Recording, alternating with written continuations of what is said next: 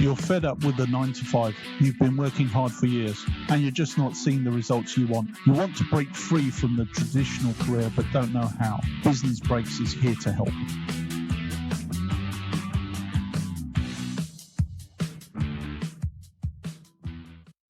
Hello everyone, this is the Business Breaks podcast and I'm your host Dante Healy. My very special guest today is Pete Mohr, who helps entrepreneurs transform their frustrations into freedoms by using a variety of frameworks which help them cut through the chaos and overwhelm of running a business. He's refined his tips, tools and techniques within his own businesses over the past 28 years, and he also loves sharing so that others can live the life they deserve as business leaders. So are you overworked, overwhelmed, or frustrated by all the things you need to do as the leader of your business? And are you looking to gain more freedom, more time, and maybe a little more control over your life? So as a successful multipreneur and certified business coach, Pete is passionate about entrepreneurialism and helping business owners and leaders succeed. So I'm very excited to hear Pete share his insights. Pete, welcome to Business Breaks.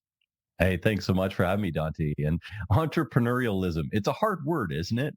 Yeah. Sorry, it's a bit of a mouthful. Yeah, it's all good because being an entrepreneur is hard too. And what we need to just work through sometimes, we got to work through the problems that we have and all of that sort of stuff. And there are frustrations around being a business owner. And there are frustrations and overwhelm and all these other things. But at the same time, it's a great life and I wouldn't change it for a minute. And I find most people who have been lifelong entrepreneurs like me, Dante, they're virtually unemployable. And it's like, it would be very hard for me to go and work for somebody. And I mean, I know that a lot of the people that are listening now maybe are in a position of transition. They're thinking, maybe I'd like to start my business. Maybe they've worked in corporate, or other listeners already have their own business. But I think today's conversation is going to be some good sort of conversation around how to look at this, how to frame it up, how to think about your future and whatever that may be, because ultimately I think that's we're all kind of have this cast of what our life should look like. And is entrepreneurism part of that, or is it not? Both are the right answer for different people, but we'll explore a little bit about that today. Brilliant. And I'm super excited, Pete. Thank you so much for being on the show and sharing your insights. And I guess first off, can you tell me what is a multipreneur and how does that differ from, say, a regular entrepreneur? Yeah. So I just, from that side of things, I use that word in particular because people that own more than one business and run more than one business, I consider multipreneurs. And pretty much my entire career, for the most part, I've had at least two businesses on the go, sometimes three. And it's just one of those things. It's always been a way that I've set my business up and given me different things to do and all this other stuff. It's been a way of life for me. And in order to do that, I have had to set certain processes in place that allow me the freedom to actually tackle something else. Like, I'll give you an example. For the last 12 years, we have owned a couple of shoe stores here in Canada, and they're called Shoetopia. And it's a shoetopia.ca. And from that side of things, we have those two shoe stores, which I work in about a day or so a week amongst the two stores. And the rest of the time, I spend my time talking to great people like you and your listeners and coaching them through their frustrations and their overwhelm and trying to free them up from their businesses so they can live the lives that they want to do. Because in my opinion, this is my true passionate. It's where what I call it's my love it zone. And I love to talk business. It gives me energy. It doesn't suck the energy from me. And so when you're doing work that gives you energy, you're in the right field. And I think that's an interesting piece when you're looking for a business. And even if you've had the business for a long time, what within the business gives you energy and what within the business sucks the energy. Like when you finish doing 10 minutes work, it felt like it was 3 hours, right? That's the stuff that it's like, oh, I can't do this any longer. That's what burns you out. That's all these different things, right? So we start to frame around what we're going to, as our business grows, we start to frame around these different things and how we're going to assign accountabilities to other and how we're going to continue to work in our areas of our love it zones.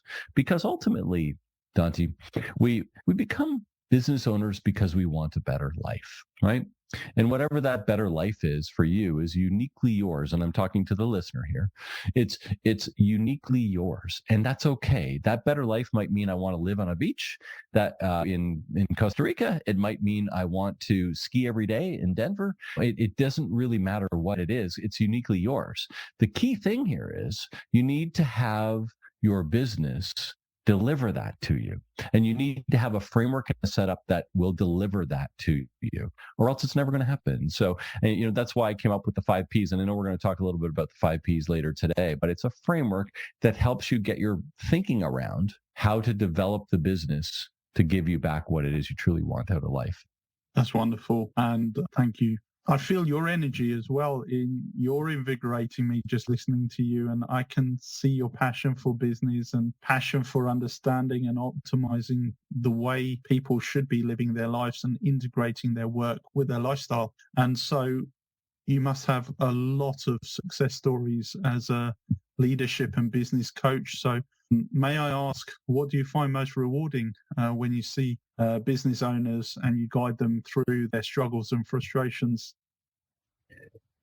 There's a ton of different things. And I'll give you a couple of quick examples. One of my clients, been in business 10 years. He was taking some vacations every year.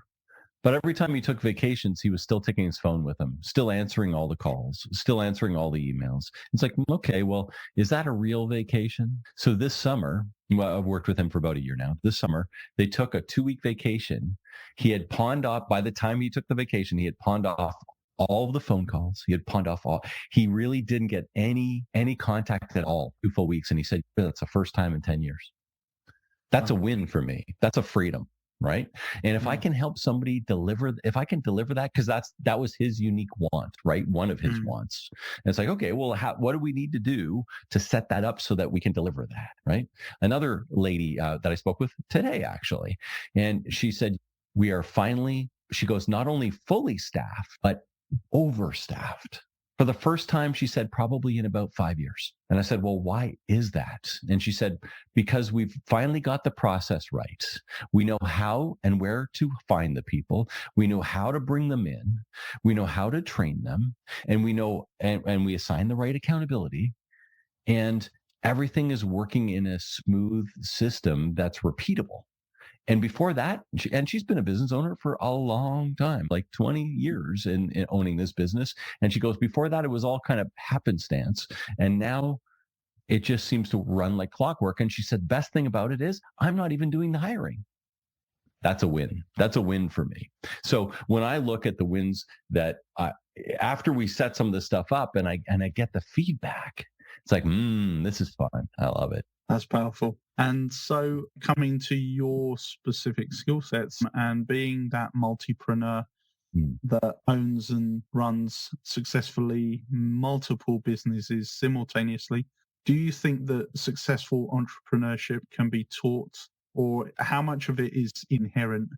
Well, I don't think any is. I mean, I think everything is learned. That's just my personal feeling, in that you've learned it. You might have learned it from your mom and dad because they were entrepreneurs. That's helpful. But at the same time, you still have to learn it. I mean, I don't know how much of this stuff you're born with. I truly believe that you are brought up in certain environments that are conducive to learning things easier, that kind of stuff. But at the same time, if you want this, there's a ton of information out there. I mean, Google is your friend, and you can find out a ton of stuff. You can watch a ton of videos. You can take a ton of courses. You can talk to people like you and me who are helping people and mentoring people and coaching people and all sorts of other things along the lines here. And there's help out there, and there's people that want to see you succeed. And if you have the drive and passion, then you can make this stuff happen. It's really up to you to do it. And that's where a lot of people stop. They read the books, they do all this stuff, and then they stop just before the action step. which is sad because what you need to take the action in order to move the ball. And so what I try to do with most of the conversations that I have with my clients, and most of my clients are already successful business people that are looking to reduce some of the frustrations and looking to sort of move on to the next step of their business, whatever it is, or in sort of a change scenario.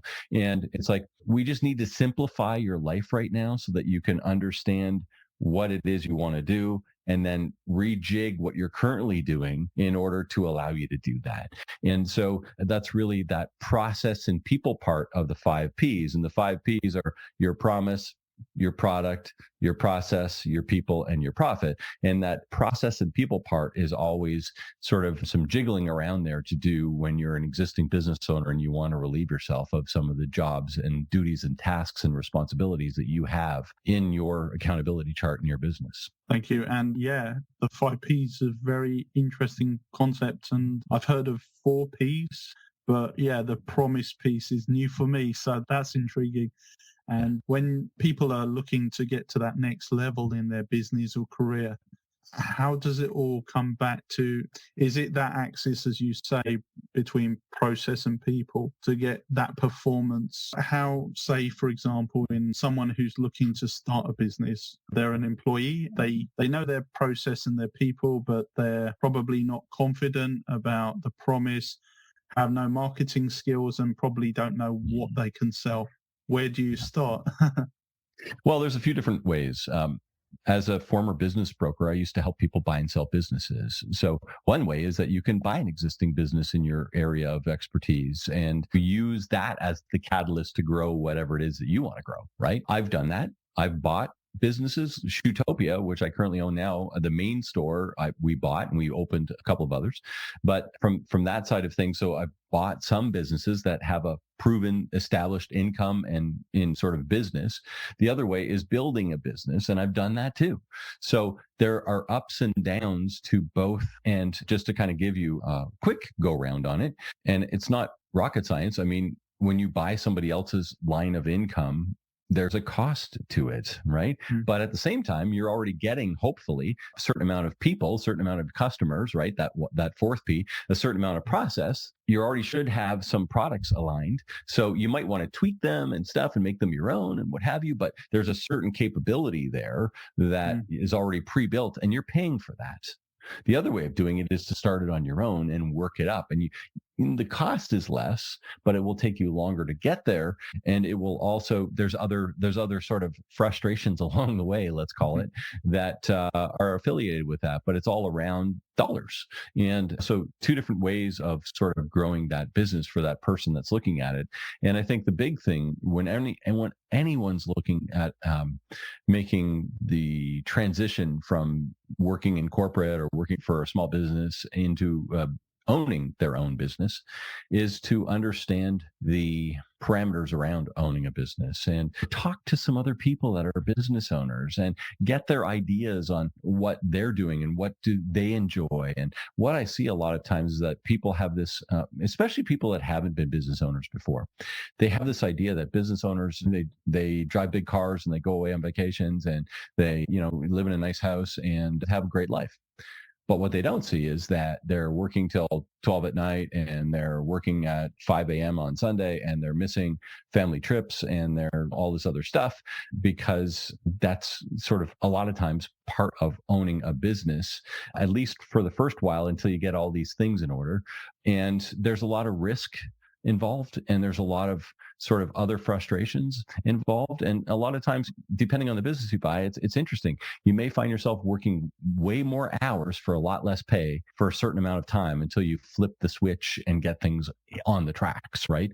And so, there's one person that mentioned the best way to make less than minimum wage is to buy a business, so that if you put it back into, instead of working 2,000 hours for whatever wage you work for, you're working 4,000 hours for the same amount of money. But the difference is that if it's in your love it zone, it doesn't even feel like work. And so that some of the trade-offs around some of this stuff is what you need to understand and be okay with to become a business owner. Makes sense. And you have to love what you do. Otherwise, What's the point? Yeah.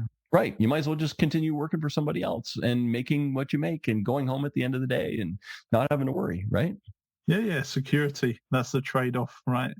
And that's okay too, if Yeah. that's what you want, right? And it's all about understanding and knowing what it is you want. And once, even if you've been in business for a while, and I've got out of businesses that I no longer wanted. I mean, we had a cleaning company, we had a bathroom renovation company. We built those businesses and sold them. The cleaning company I bought when it had about 20 or 30 customers. We built it up to 300 customers. I got sick of cleaning urinals. I clean more urinals than you could ever imagine. And what, I did get it. I did have a team and all that other stuff, but that whole business to me, I kind of lost my luster in it. And the bathroom renovation, same sort of thing. And so, but it's my prerogative as the business owner to say, I'm going to build this to sell it, or I'm going to build this to keep it. And with Shootopia, for example, we're building it to keep it. With Simplifying Entrepreneurship, I can see myself helping other business owners. I have no intention on retiring. So I could do this until I'm, 85 years old if there's somebody interested in having a conversation about business. And that's the dream, is getting to that point where it works for you and not the other way around, right? But you have to invest some time, invest some effort to really master it and then take it to the next level. Amazing. And I guess getting to that point of mastery, or at least some degree of control, people have to experience some form of failure or at least challenge when starting out on any new endeavor. And I bet you have some really interesting stories about struggles and failures. Do you have any you'd be able to share in terms of your for those that are watching on video, you can see by the shine on top of my head that I've already pulled all my hair out. And I have had a few problems along the way, and they usually roll back to the 5 Ps. And I know we're going to still dig in some of that, but it's usually because some of the process that I had in place wasn't as clear and defined and aligned as it should have been. It's usually because the people in place weren't probably the right people. I'll give you one example. Years ago, when my kids were young, we didn't have a ton of money. We were starting a new business. We had 3 young boys, all this stuff, right? And we would get in the car and drive to Florida, and which is a 22-hour drive from where we live. It's a long drive to get away from the winter and into some warmer weather for a week or so in the winter. So we did that for many years. But one year, I had somebody working for me who was going to take over the phones and stuff, like a manager essentially, while I was gone. And that manager knew I was going away and quit 2 days before I went away. And that person had been with me for several years. Like I thought everything was good, and I just kind of got this happened, and it's like, wow, that sort of blindsided me. Yeah. So what I did, I didn't want my family to lose their vacation, is I drove them down on the weekend to Florida. I flew home so that I could run my business. This is back before this is would have been maybe in the late 90s, so early 2000s, and before cell phones were a real big thing and all that sort of stuff. I came back so that I could run my business and everything would be okay for that week. And then I flew back down a week later, and I hopped in the car and I drove my family home. So I missed the week with my family that we had booked as our free time for that year, or for that, at least that half of year until the summer came around. And it's like, I don't ever want this to happen again. Makes sense. So what am I going to do to make some changes here? And the same sort of thing. I've had failures with people that we've hired, and we've instituted different processes to allow us to make some changes there so that hopefully we don't do that again. And we have a very sort of fixed way that we hire, as far as the way we attract people, the way we go through our interview process, the way we train people, the way if we have to let them go, the way we let go people. All of those different things are clear and delineated because of all of the different things that have happened over the years in the various businesses that we've owned, right? And so you learn along the way a lot of these different things, and every small thing that happens becomes a small thing that improves your process. Yeah. And it's like compound interest. Every small thing that improves your process over the years makes that process so much better that, that's the stuff that I've built a lot of the frameworks for Simplifying Entrepreneurship on, so that I can share them with other people, and they get a shortcut basically of the stuff that I've lost my hair on. Wow. Yeah. I mean, yeah. There's so many compromises people have to make, and it's just what compromises, and not trying to avoid them. having to get into that situation where you have to choose between your business and your family time. It's tough. Yeah. Yeah. I mean, if you were working for somebody and something happened, you would just go ahead and take that vacation, right? It's like, hey, this is my vacation. This is my week off. I'll see you when I get back. But when you're the owner, it's like, now I gotta have you're the final stop, really, in most cases, right? So it's either we're gonna shut this thing down for a week so that I can go and everybody's off, or I gotta do what I need to do in order to make this thing happen so that I'm the only one that's out. My business keeps running, my family keeps running, but I'm going to be out. And those are some of the risks that you take when becoming a business owner. Those are some of the trials and tribulations that you will go through, without a doubt. We all do. And the idea is to minimize as much as you can the possibility of those kind of things happening. And if everything's up here in your head, all the process, all the stuff, then it's really hard to get anybody else to help you make decisions. And ultimately, when you start employing people, decisions need to be made at the lowest possible level of your business, right? Yeah. If you're always saying, why doesn't that person just make the decision? It's probably because you don't have the right process in place, or you haven't actually assigned them accountability. Yeah. Makes sense. And if you can't get to that state where people are making decisions at the lowest possible level, then you become the limiting factor as a business owner, and everything comes back to you. And you are spending those weekends working. Pretty frustrating. I don't want to live there anymore. And most of the clients that I work with, they don't want to either. And that's why they're saying, I need some help here. Wonderful. And then coming back to the 5 Ps, let's dig into that. So how do you prevent people from working their weekends? And what are the major pain points that you like to tackle? Yeah. Well, we'll roll quickly through the five Ps, really. And your job as a leader is to create clarity. Ultimately, you need to create clarity so that decisions can be made. Because if others can't make decisions, you're going to make them all. And that's, like you said, the stopping point. So where does it all start? Well, we've talked a little bit about the promise. And some people talk about the vision and the mission, right? What's my vision and what's my mission? Well, my vision might be what I want to have 12 trucks on the road installing furnaces every day as a central air conditioning and furnace company. And when that happens, I'm going to have a cottage and all this other stuff. So you build your vision. The mission is more your marching orders. It's more like, okay, if that's the vision, then I need to have 2 trucks on the road by 2024 so that we can start to make the inroads of being 12 trucks, right? And so you're breaking down this greater vision, this sort of 25-year future, which I consider the vision, into a mission statement, which is like 1 to 2 years type thing. And those are internal documents. Those are for you and your team. The promise is more of an external document that you can share with everybody. It's what you're doing for them. You're taking them from here to there. It's the transition.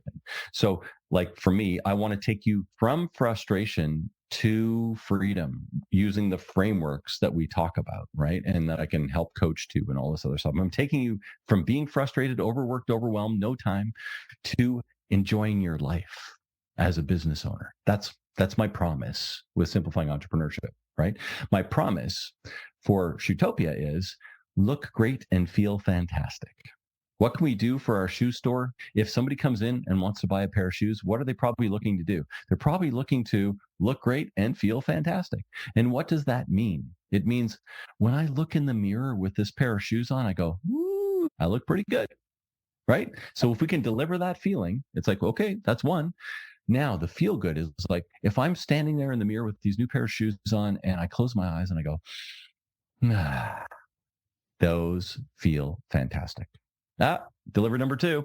So now we got them looking good and feeling fantastic. What's the third 3-letter word? It's aha. Aha. I finally found the perfect pair that lets me look good and feel fantastic. I didn't think it was possible, because usually the stuff that looks good doesn't feel good. And usually the stuff that feels good doesn't look good. So if we've delivered that, we've then captured all of those feelings, and they're going to walk up to the till and they're going to say, what? It doesn't even really matter what the price of the shoe is. It makes me look good and feel fantastic. I'm going to pay the price and I'm happy about it. And they look back at Shootopia and they're like, next time I need a pair of shoes, I'm coming back here, because they know how to get me something that makes me look good and feel fantastic, right? So when we look at the promise, That's the promise. It's like a few words, it's a phrase or a theme that can be basically put behind the desk of your entranceway and then you can shout it out to the world saying, what is my business? It's helping you get from there to there. Right. And then you can expand on that with your elevator pitch and all that other stuff. When people look good and feel fantastic, they live life to the fullest and all this other stuff. Right. But that's taking it a few steps further. But really, all of the decisions that we make at Utopia are around those words. So that's the promise. The next step is the product, right? And if you're a service-based business, it would be your services, right? Or programs, but we use product. So from a product perspective, it's like if this shoe doesn't align with helping somebody look good and feel fantastic, then it doesn't belong in our store. If it's only one or the other, probably not going to be in our store. We want stuff that's going to do both as much as we possibly can, because that's our promise, right? So with the products, we're always looking for, I use the 80-20 rule.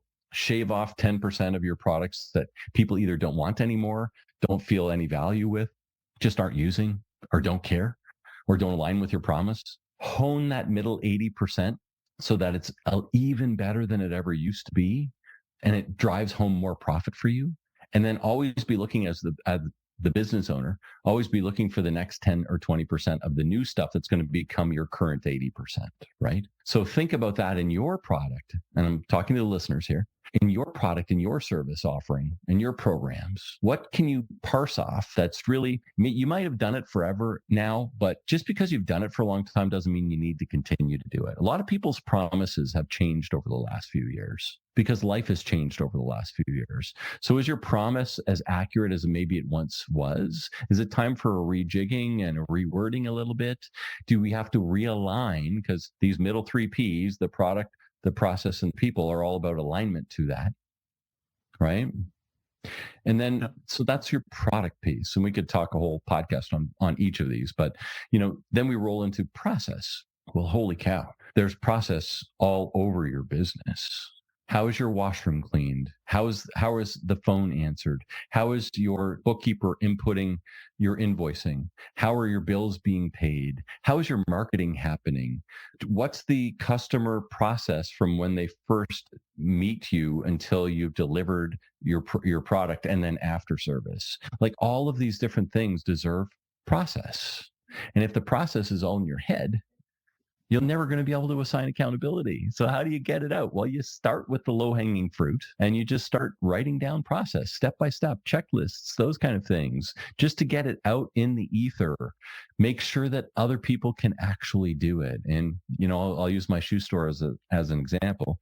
Because I'm only in my shoe stores, give or take a week or a day or so a week, I'm not doing the day-to-day processes as much as I once was. So when somebody has something, like if something came through the door and they wanted me to receive it, I could do it because we have the manual. I could go to the manual. I know where to go to process, and I could follow my step-by-step procedure on my point of sale system to receive that item. So I wouldn't be the most efficient at that, but the process is there in case the person that usually does it isn't. But at the same time, the person who does it doesn't even need the manual because it's just like automagical for them. They just do it. It's just done, right? So at the same time, you need to have those backup steps so that if you're not there, if you're usually the one that makes the decision and you want to go on that holiday and you want to, or whatever the case is, or you're going to be away for a few days, somebody else needs to get that done, or else your customer's not going to be real happy because they're expecting your promise to be delivered, right? So all of the different processes, think about it, your human resources, your operational, your marketing, your sales side of things, your finance side of things, lots and lots of processes. And they should be documented as detailed as you possibly need them in order for somebody else to do the job without question, in full confidence that they can actually nail this without your sort of coming to you and saying, is this right? Is this right? Is this right? Yeah. Thank you. A lot of gold in there. And as you say, you could probably do a podcast episode on each. So that would be 5 easily, and then some. No, well, thank you. I have on podcast. And that's, it's just one of these things. We need to dig down into these. You need to take time as the business owner, or even if managers are listening here, managers of the business, you need to actually take the time to think this stuff through, because it's only through thinking it through yourself, you're gaining clarity for yourself, so you can bring that clarity to your team. And when your team has clarity, they build confidence themselves. And that's when momentum starts to happen. Absolutely. And thank you. I'm going to take a lot from that, because just a few of those concepts you explained, I've heard variations of it, but the way you put it strings it together really nicely. So thank you. Thank you very much for sharing.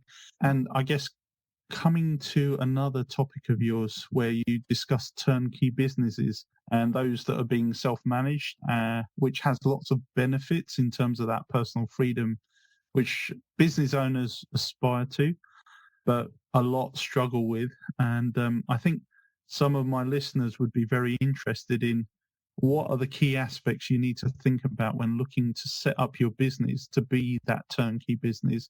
And when you're at the start of the journey, should that be designed in, or is that something that can be built on top of your business at a later stage?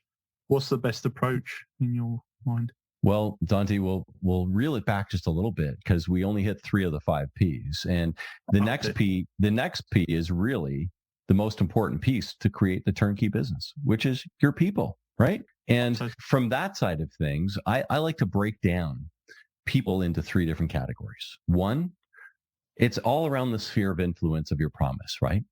So who are your ideal customers, your ideal clients that align with your promise? And it's just as important to attract those people as it is to repel the wrong people. Because if the wrong people are coming in, it's going to zap you of all of that energy. It's going to take you down a path you do not want to go. And you're not going to have the time to spend on the right people. So understanding your ideal client, super, super important. Understanding your ideal teammates, super, super important. Who's the best person you've ever worked with or ever worked for you? Who's the worst person you've ever worked with or has worked for you? List them out. Take a sheet of paper and list them out. I'm saying this to you listeners out there. Actually take your sheet of paper, put a line down the middle, best on the left side, worst on the right side, and think about their names. It was whatever, Sean that was the worst and Mike that was the best, right? You already know their names. I know you do. So go ahead and list the traits and characteristics beside these both people that made them the best and made them the worst, so that you can write your copy, you can align all of the advertising you're going to do to attract these people, and you can also do the same to repel the wrong ones. We're not looking for this kind of person. We are looking for this kind of person. You can do the same with your ideal clients, by the way. And the third one, so you have your ideal client, you have your ideal teammate, and your ideal suppliers. So anyone else that's helping you supply your promise. So in footwear, I would say our brands, like the various brands that we're affiliated with at our store, help deliver a certain product that fits a certain need. And with Simplifying Entrepreneurship, I would say what I use different outsourced suppliers to help deliver my podcast, to help deliver my marketing, to help like all of those outsourced suppliers. Are they the best ones I could find that align to what I do? They even know what I do? So I want to be always aligning with the best clients, the best teammates, and the best outsourced suppliers with full clarity and knowledge of what my promise is. Because if they don't understand my promise, how the heck can they tell me that their product is the best? Makes sense. And yes, strategic partnerships with people. Yeah. Sorry. Right. And when you have that alignment between the product, between the process, between the people, aligned to the promise, that's when the profit comes, Dante. That's when the profit comes. And when the profit comes, you can start looking at all of these different things. And by the way, getting back to the turnkey business, that's when turnkey business starts to happen too, because the idea of turnkey, as a realtor, a former realtor, I used to help people buy and sell businesses, but I was licensed for homes as well. The idea behind a turnkey operation or a turnkey house is that you get the keys and you go in and you don't have to do anything. The house is already ready for you. All you have to do is live in it. Think of an Airbnb, for example. You go in and, I mean, you might bring your food in, but outside of that, it's set to go for the week, right? So that's a turnkey operation when you go into an Airbnb. So what's the difference between going into a turnkey operation? Because we talked a little bit about the idea of buying a business or building a business, right? If you're buying a turnkey operation that is truly, I can go in and sit at the desk and everything happens around me today, there's a cost to that. Yeah. It's usually much higher multiple than something that's in disarray or unaligned, like we've just talked about with the 5 Ps. And the cost is discounted depending on how far out of alignment it is, right? Right down to, I don't even have a business, where there is no cost. It's whatever cost you want to start it up. So you're going to get in there knowing, if you're looking to buy a business or start a business, understanding that inverse relationship of, I'm going to pay more for something that's ready to go than I am for something that I have to actually do. That's the risk reward ratio that you're going to come into play here with the idea of having a turnkey business. So if you're already a business owner, the most value that you can get for your business is when you can hand it over to somebody in a turnkey fashion, where really it's running itself. And from my, I basically live this stuff. That's why I coach it, because I find it hard to coach something that I'm not actually doing. And so from my perspective at our shoe stores, I'm involved as I want to be, but ultimately almost all decisions at the shoe stores are not made by me anymore, because I have the right dashboard set up. I know what's going on, but I'm not actually making all those decisions. So now it's really an investment more than it is a job, right? So that's it. Kind of, when it's a turnkey thing, it's, do I want to keep this investment? Is it a good investment, or should I take my X amount of dollars and move that to the stock market, or should I move it to a home, another rental house, or should I move it to a different business? Because now it's really an investment. That's when it becomes turnkey, right? And so the idea is that you're always trying to create this business that you own to be able to run itself. And when it gets to the point where, and do you have to dive back in? Yes, you have to dive back in.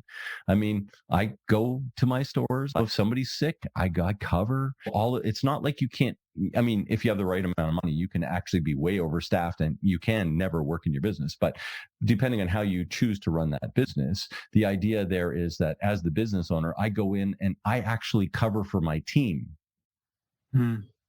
Yeah. So it doesn't matter what position you're in, I will cover and I will respond to the next person up on that level. So if I'm going in as a salesperson today because we have nobody on the sales floor and everybody's out with COVID or whatever the case is, I'm going to go in as a salesperson. I'm not the boss that day. The store manager is the boss. The store manager tells me what to do, because that day I'm a salesperson on the floor helping my team make their day. Leading from the front. Yeah. And I mean, but why would I supersede what the store manager's job is just because I'm there? I'm not there as the position of owner that day. I'm there as the position of salesperson. And salespeople respond to the store manager. So I do too. And I will go to the store manager and I'll say, hey, Jen, what do I need to do today? And she'll say, oh, we got this, this, and this. You have to receive this and this. And I'm like, oh, I haven't received it ever. like our little story already. And she's like, yeah, well, where the procedures book is, get it out. So that's the way it works, right? And so you have to be okay with that as the business owner when you're up and down the chain of command, and that you're not superseding lines of communication and lines of accountability, because that mucks it up for everybody. And then when people start working around who's accountable for stuff, that just opens doors that you don't want to get into. Agreed. As you say, it creates opens up a can of worms that, your rules then get undermined, and people, if you don't respect your own rules, why would anyone else? Nope. So Yeah. I always fully understand if I'm covering for somebody, I understand the position that I'm covering, and I respond and react the way I should within that position. Yeah. Makes sense. You sound amazing to work for, if you don't mind me saying. Oh, well, thank you. Thank you. Yeah. We are so blessed. One of our core sort of core metrics is we want to have 75% retention rate, which is very uncommon in retail. And we have that. We've got a lot of people that have worked with us 7 years, 5 years, 8 years. We've owned the business for 12, and we've had many people that have been in our business and left for a period of a year or two and then come back because they were at school or whatever, different reasons. But it's so gratifying when people come back, because it's like, hey, they loved working here, or they know what it's like, and they like the culture. So it's like, hey, I'd love to have you back. And so it's just one of those things. And when we talk, we're not, today's podcast isn't all around culture, but that idea of everybody knowing what the promise is and living that way, when you have the right process, you have the right people tied into it, it becomes a bit of a club, and it becomes a place where people want to be involved. Like I said, we're attracting the right people and we're repelling the wrong people. When people come in and they aren't team players, and they don't stay with us very long, because they're like, this isn't for me. But at the same time, it isn't for us either. And that's okay. Go find a place that is going to be better for you, and we'll find somebody who's better fit for us, because that's a key piece. The people portion of the 5 Ps can either be your biggest frustration as a business owner, or can be your biggest opportunity to freedom. Yeah. You make it sound so simple, but that's the trick, isn't it? It's deceptively simple, but it's not easy to get to that stage. Yeah. It's not. And it's called simplifying entrepreneurship, right? Entrepreneurship is not an easy thing, but all of these little things along the way, just little bits here, little bits there, little bits there, you get to a point where things are actually, you look back, like I said, I took my vacation 2 weeks and I didn't take my phone, or we're finally overstaffed, and like these different little wins. It's like, whatever those wins are, let's put frameworks in place and set up some stuff that's going to actually allow you to experience what it is you want out of your business. And as a business coach, there's a difference between a coach and a consultant. And a consultant is somebody that does it for you, right? It's like, I'm going to hire a marketing consultant and they're going to do all my social media. So I don't have to worry about social media anymore. They're just going to post the stuff. That's a consultant. Yeah. A coach is somebody who coaches you through, and you do the work, right? And so giving you different ideas and different sort of frameworks and strategies and all this sort of stuff. And if you think of it, a coach on the soccer pitch is not actually kicking the ball in the game, right? Or in the Olympics, the coach is not running the 100-meter dash. Or in hockey here in Canada, the coach is not on the ice. The coach is there to support their team and make them even better. And that's how I look at what I do with simplifying entrepreneurship. It's like, I can't do this stuff for you, but I can give you the tools and the frameworks and the conversation and the ideas and the reframing of all this stuff to get your head in the right space for you to take the action. But ultimately, you have to take the action. You have to run the race. Yeah. It's your action, it's your business, it's your life, and you probably rob them of the joy of actually experiencing it if you did it for them as well. So some people would be happy if I did it for them. Yeah. And there are people like that, right? Who just want to sit back on the beach and let it roll. And that's okay. Honestly, that's okay if that's what you want. Yeah. But then you need a consultant, not a coach, right? Yeah, true. Thanks, Pete. So last question, and then we'll go into wrap up. So in the UK, we're in a kind of a recessionary trend, and it looks like we'll probably be out of it by summer of 2023. And for those who are thinking of starting their businesses and maybe in a position where they're looking at it right now but are hesitant to consider it because of the current economic climate, what advice would you give in terms of, Should they start it or shouldn't they? Should they wait until things are better? What would you say? It depends on your business. It depends on your idea. But as a general rule, my sort of answer to that one is start it today. Yeah. You're going to go through recessions. You're going to go through good times. It takes a while to get a business started. We're talking 6 months, according to your estimates. I mean, you might not even have your incorporation, your shingle out by then. So from this side of things, it does take time. If you're looking to buy a business, buying a business usually takes some time too. So if you're thinking about this, start now. If you're looking to buy a business, you may even be able to get it at a discount because over the last couple of years, they may not have performed the way they were pre-pandemic. And most businesses are bought on the last 2 years of earned income.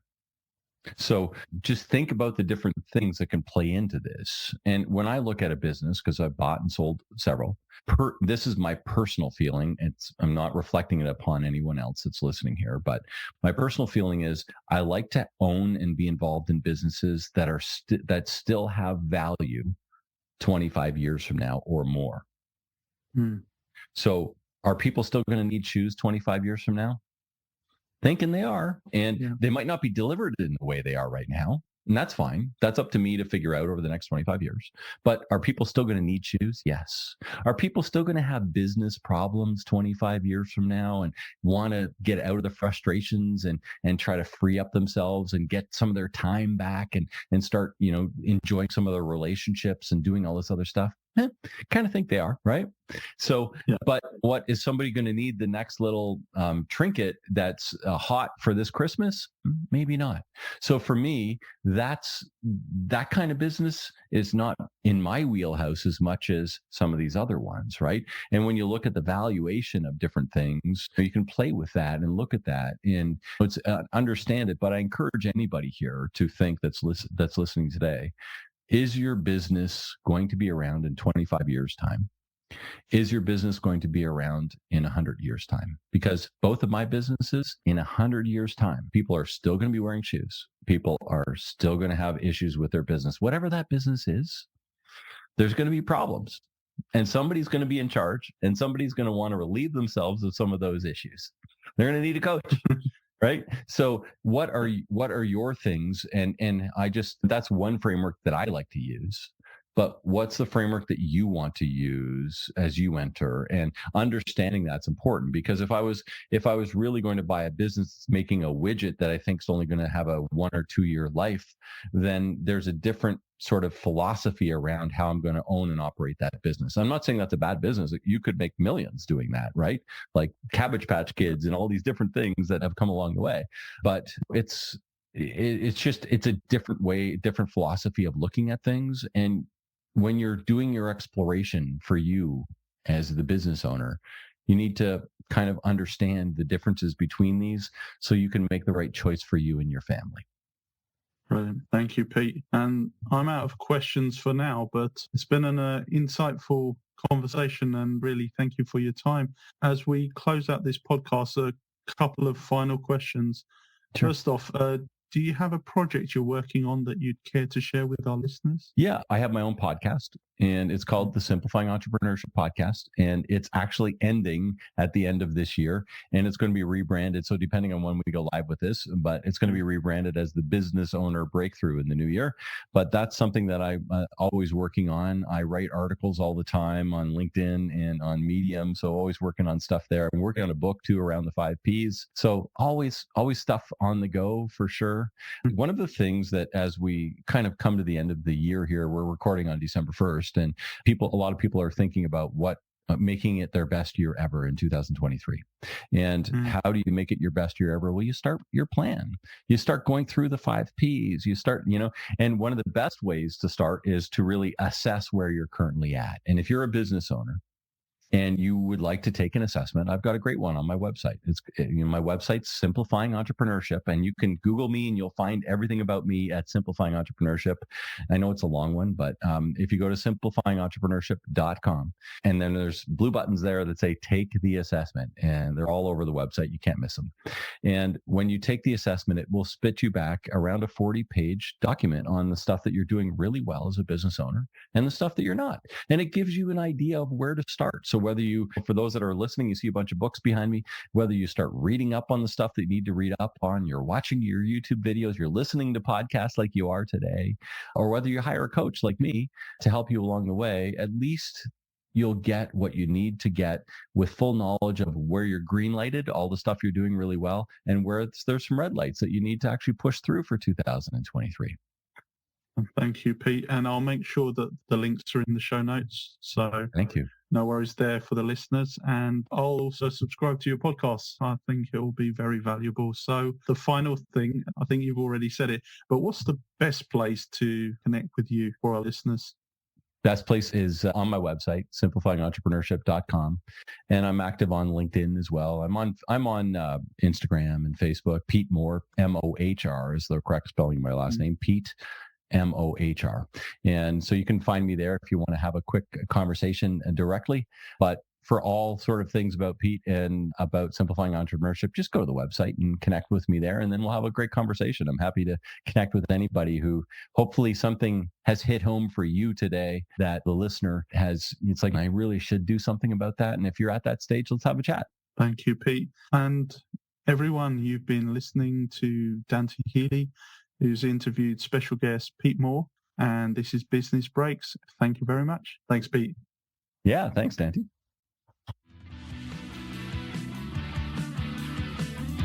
This podcast shares experiences and insights gained from business, IT, and digital finance.